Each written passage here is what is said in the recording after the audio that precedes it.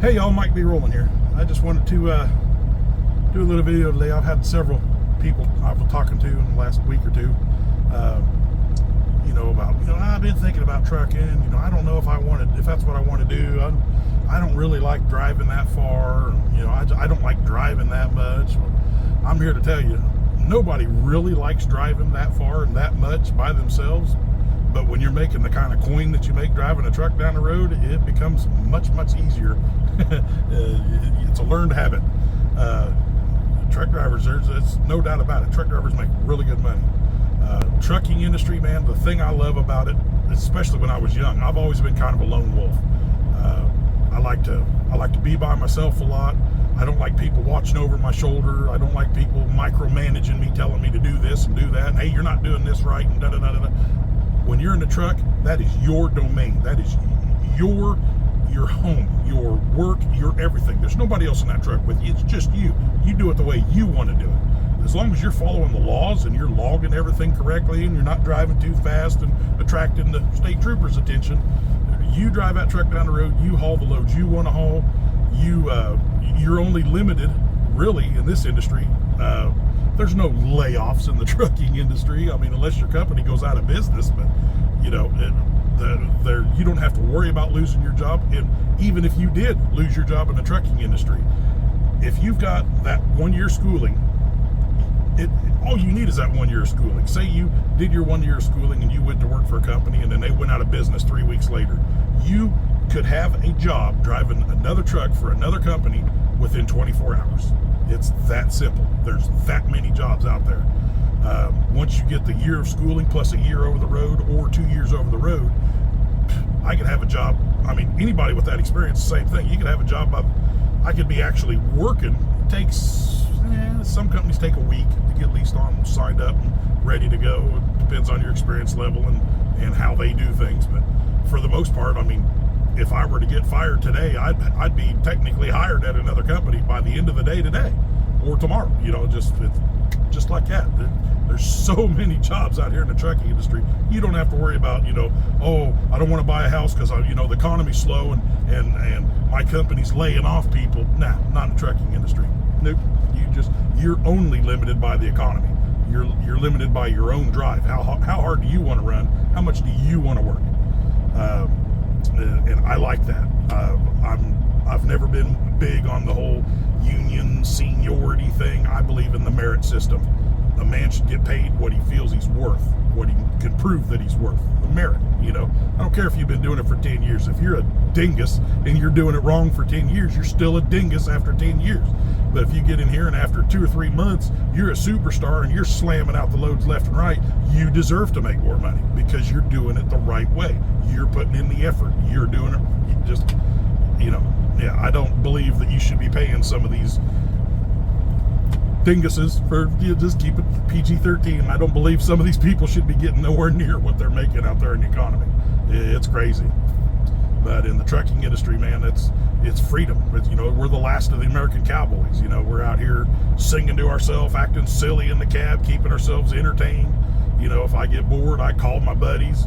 You got to have mine's on the charger, but you got to have your hands-free headset. You call your friends and shoot the breeze for hours and hours on end. Call your other friends that are driving trucks. Shoot, hell, I've had 2-3 hour conversations with my buddies quite regularly.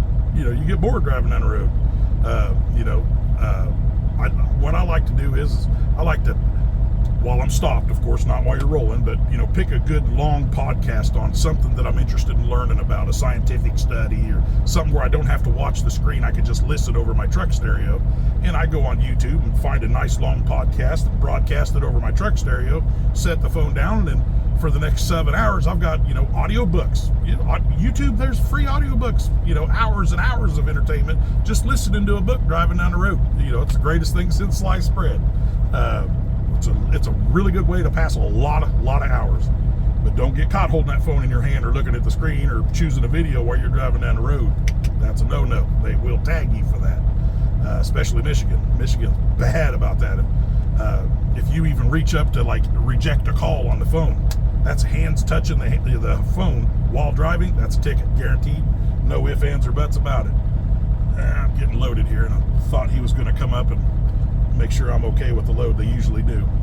But yeah, trucking, man, I couldn't dream of doing anything else. I wouldn't want to sit in an office, work in a factory, work their dead set schedule. You're scheduled for work second shift or third shift. No, I work the shift that I want to work. If I like driving at night, then I drive at night. If I like driving during the day, drive during the day. You do what you want to do out here. This is your truck. When you're driving it, it's your truck. As long as you're getting the pickups and the deliveries made on time, the company don't care what you do in that truck. Get it done. Take care of their equipment, make your appointment times make your appointments on time, and be polite to the customers. That's all they ask. How you do it other than that, as long as it follows the regulations and the guidelines, they don't care. They don't micromanage. That you're in that truck, you do it your way. I wouldn't have it any other way. But anybody, any young person that doesn't know what they want to do, you want to go to college and get $200,000 in college debt to get a degree that these companies don't even want anymore because they'd rather hire someone right out of trade school or high school and train them how to do it the way they want it done. These college degrees nowadays, I mean, some of them are still, quite valuable, but most of them aren't worth the freaking paper they're printed on, or, not worth any of the money that you spent to get that diploma. Most of them aren't.